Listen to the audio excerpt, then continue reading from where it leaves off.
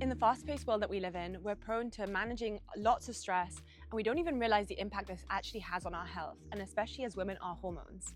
So today I brought on a guest, Geraldine Canepa, to really talk about how our stress and our daily lives are impacting our hormones and our health in so many different ways that we might not even realize. This is a really interesting conversation to me and something that's really true to who I am and where I started in my business. So I hope you enjoy this conversation.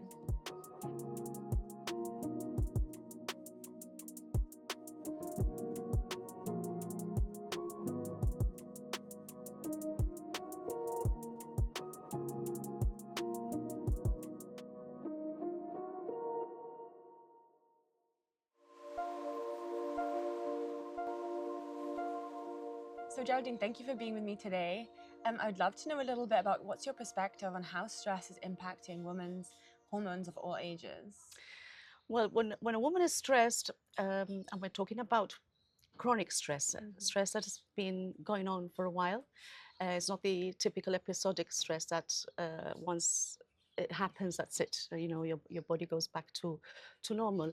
We're talking about the prolonged chronic stress in women that will actually the body will actually prioritize survival over reproduction. So what does it do? It increases cortisol level, our stress hormones, and reduces our reproductive hormones, especially progesterone.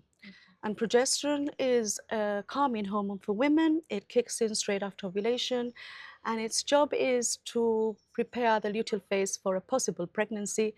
And also, it has calming effects in women because it influences the GABA receptors in the brain. GABA is a neurotransmitter that progesterone converts into a neurosteroid that influences this GABA and is responsible for mood, for relaxation, and to introduce calmness in our bodies. So when there's not enough progesterone, women feel it. And what do they feel? Well, they might feel in the luteal phase, or the lead up to their luteal phase, they might suffer from breast tenderness, mood swings, irritability, feeling low in energy, cramps. They might even get headaches during this luteal phase. And this is known as premenstrual tension. And if it happens every month, it develops into premenstrual syndrome or even premenstrual dysphoric disorder, which is a very severe case of suffering these symptoms. And in this case, you would need to go to your doctor and ask for some help on how to treat the PMDD, which is premenstrual dysphoric disorder. I love this, and I would love for you to explain a little bit. Maybe not everyone knows the cycles of their menstruation. Could you describe the different cycles and where they are more or less Okay, from the start of the period? yeah, so day one is the first day that you get your period, and this is where estrogen is sort of controlling the cycle until ovulation. Ovulation kicks in, so we've got progesterone, and we still have estrogen, but progesterone takes over. And usually a cycle is normal between 26 to maybe 30 days. Some women have a long cycle, like 35 days, but usually we're talking about 26 to 30, I would say. That's amazing. And so this chronic stress then is mostly being really noticed in the luteal phase. Is it because women are more sensitive during ovulation to luteal phase? That's right. For some women, just the simple changes during ovulation can cause a lot of emotional symptoms and like anxiety and feeling low. They might check their levels of progesterone and they're okay, but it's just that their body is sensitive to the hormonal changes, the fluctuations in hormones. That makes so much sense then. And so when we're talking about this really chronic stress that women are experiencing that does then have this knock-on effect on the cycle, what can someone begin to do to manage that stress?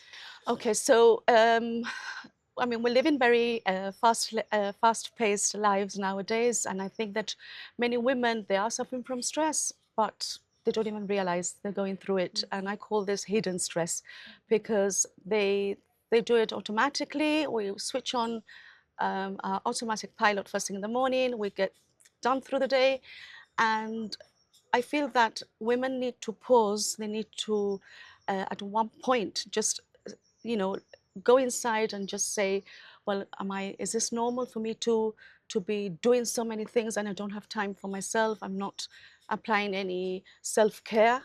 And this is where everything begins, with self-care. So introducing time to go for walks, meeting up with friends, even 5 minutes in the bath and just relaxing, 5-10 minutes, doing some breathing techniques, which I totally recommend to my patients. Just going out in nature, which is really, really good. Yoga, meditation, all these things balance out the stressful lives that we're all living.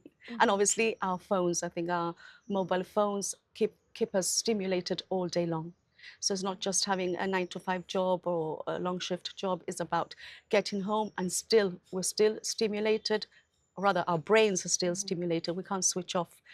And unfortunately, this depends on us to put a stop to this, not to completely go off our phones, because we all need it, but just to reduce the time that we spend on our phones. And when it gets to a certain time during the evening, just say, well, it's 8 o'clock, 9 o'clock, that's it. I'm going to switch my phone off and, enjoy watching a documentary, a film, or just, finding time to do some relaxation. Yeah. And I think what I hear you saying is like the state of hypervigilance that we can be in when we're constantly alert to everything that's happening in the world on our phones in ways that we're not usually like built for, right? We're built for like a smaller community living, and right now we have access to information everywhere, and that can increase our stress. It does.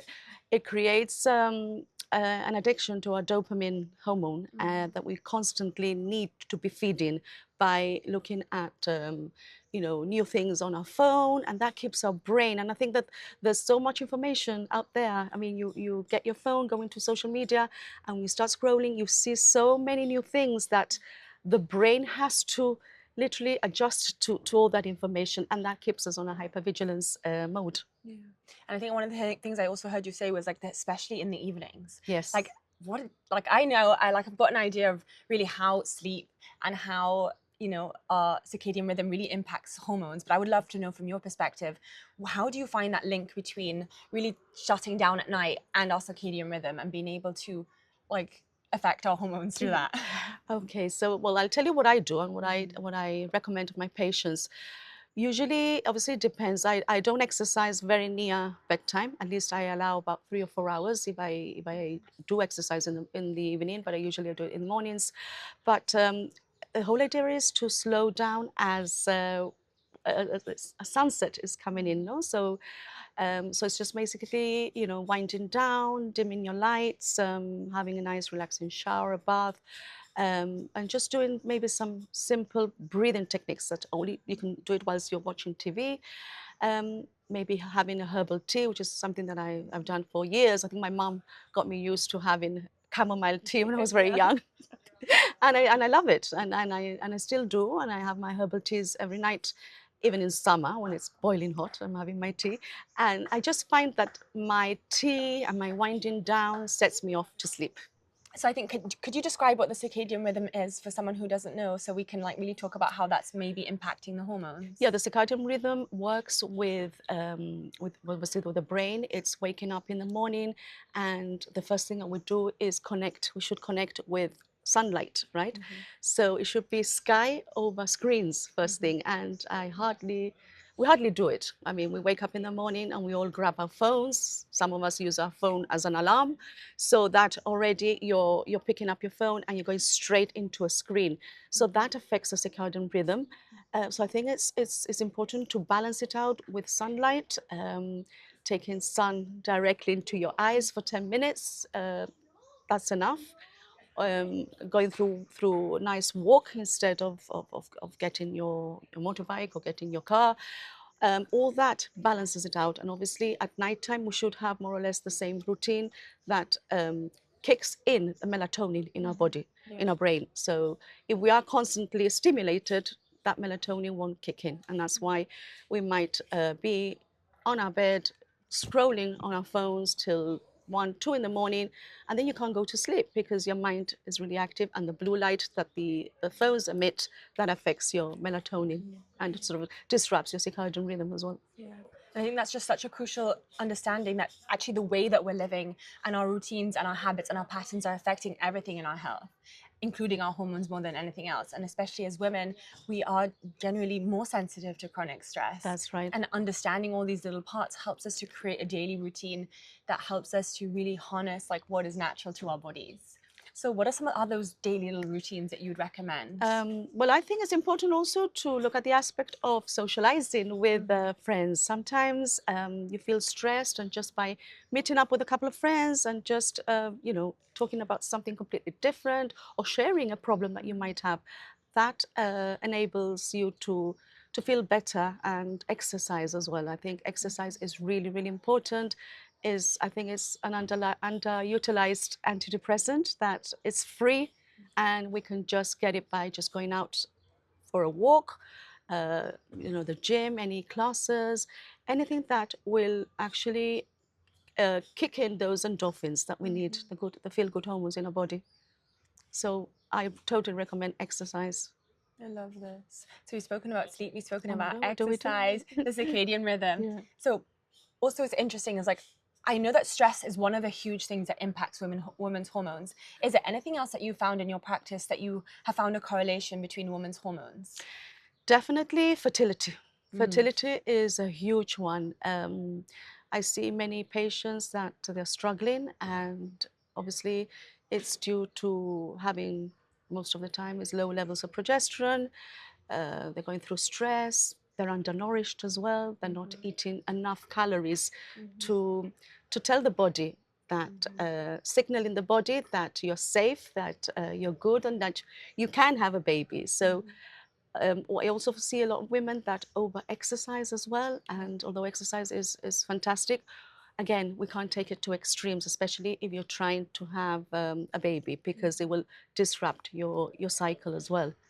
So there are many factors that, affect women's health. It's not just stress, but like I said before, it's a combination of things. And when a woman starts to eat well, exercise, start implementing relaxation techniques, start, removing a lot of negative things in their life, and just focus on staying healthy and eating well, and managing the stress, that is a big, big change. And I think you touched upon a really important topic, and that's undereating in women. And, a lot of people who know me from my nutrition practice, I really, really started from this place because I saw the impact in my own life and then in my clients on how undereating, yes, from a stress response, but how undereating impacts total body shutdown, especially hormone health, fertility, missing periods. We live in a culture where undereating has become normalized, where diet culture has been something that's at the forefront of everyone's minds with social media and everything. What have you found really along the topic of undereating? Because I think a lot of women don't even realize that they are undereating. So where can you even start if you don't even know that it's an issue? Well, I would first of all ask the client to just give me a breakdown of what they eat during the day, and then obviously looking at what kinds of food, because what I see as well is women depriving themselves of many important nutrients because they want, later on, they want to have a few glasses of wine, and they want to have some chocolates, and obviously this is not going to create a good environment for our hormones and for a baby to grow. So I think it's important of just going through what they're eating and making sure that they're having a balanced diet. You obviously you come across women who are vegan or vegetarian, but you always find options on how to increase, again, protein, less complex carbs, and introducing more healthy fats as well, which I think is very, very important. Making sure that the patient is having a good balanced diet. And you notice, because the minute they start eating well, I mean, you probably vouch for that. They everything starts working. Their hair starts growing thicker, and their nails, the skin gets better. They start losing weight. Those of them who want to lose weight, or they might even stay pregnant. So I've seen it, and I totally vouch for this. Yeah, and I think in a society of like health culture right now, there is a lot of like cutting carbs, cutting fats, really focusing on a lot of protein and vegetables or fiber, but not really having a full balanced diet, as you said. So one of the things I've really noticed is how actually, anxiety is so much worse in women who are under eating. And I 100% believe that's also down to low estrogen too. Exactly. You know, when we have low estrogen, we have missing periods. That's very interlinked to what you just mentioned, Yes. under eating and over exercising. And that just skyrockets anxiety. And a lot of people come from like that's the issue.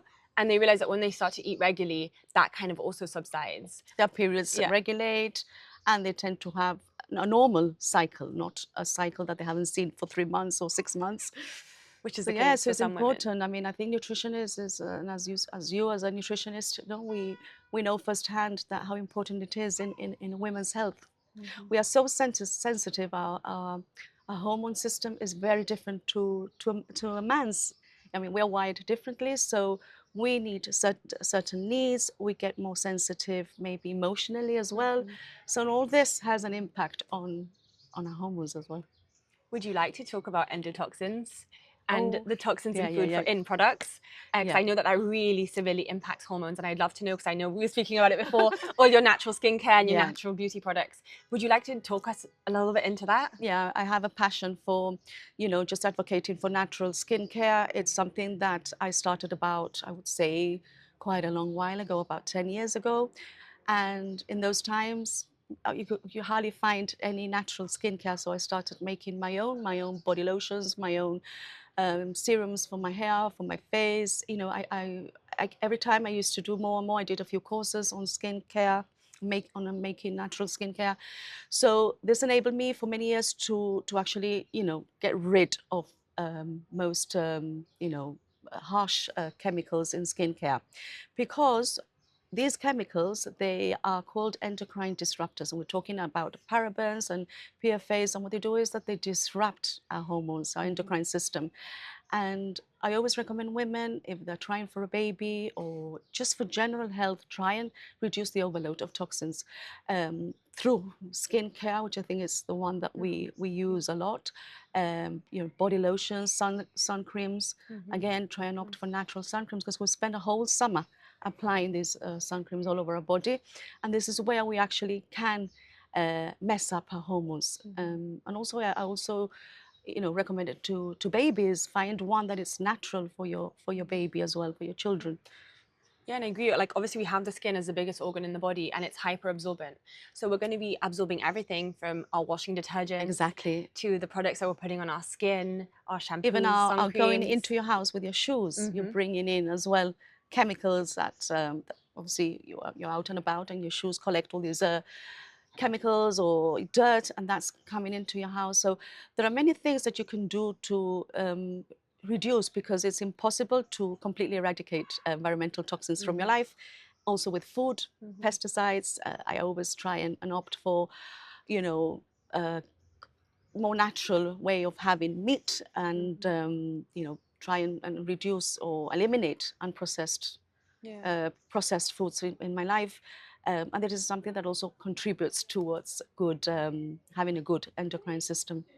Yeah. And I think it's like starting with moving towards organic or natural skincares, Yeah. you know, food products. You know, this is all like a really big way that we can begin to work on prioritizing hormone health. And I'd love to know, what is a tip or a practice that you give to clients to really help work with stress impact on hormones? Stress impact. Well, first of all, you need to listen to yourself. You need to sit down and ask yourself, well, you know, am I just running on automatic pilot all day long, or am I introducing any self-care during the day, even if it's 5-10 minutes? That's the first question that you should ask yourself, and then start teaching. And what I do is I start teaching them different relaxation techniques that they can implement on a daily basis. They don't take very long, and it can be done, well, it's like I said before, watching TV, or just before you go to bed, or if you're stuck in traffic, you can also do your diaphragmatic breathing in a car, and also reduces the you know, the irritability that you get when you're stuck in traffic, and that helps as well. So it's managing stress in many ways. It's not just one thing that you need to do. You need to focus on your eating, on your sleeping, on your exercise, on your stress management, and implementing obviously self-care, which I feel is very important. In my clinic, when they come for stress management, the first thing I do is teach them a good amount of relaxation techniques that they can start practicing straight away. And one of my favorite ones is the vagus nerve reset. It's an exercise that you don't hear much about, but I'll tell you what it is. It's the vagus nerve is the largest cranial nerve that we have that comes all the way from the back of your head down to your gut. It has its function of sort of breathing with your heart, digestion, but it also plays a big role in kicking in the parasympathetic nervous system, which is the rest and digest, right? So when we are stressed, we are on sort of fight or flight most of the time, and we want to switch to the rest and digest. And the vagus nerve does this. So if you've been feeling very stressed lately, I would recommend this exercise for a couple of weeks or even months. It's very simple. And Amba, I'm going to take you to the clinic now and show you how to do it. Amazing.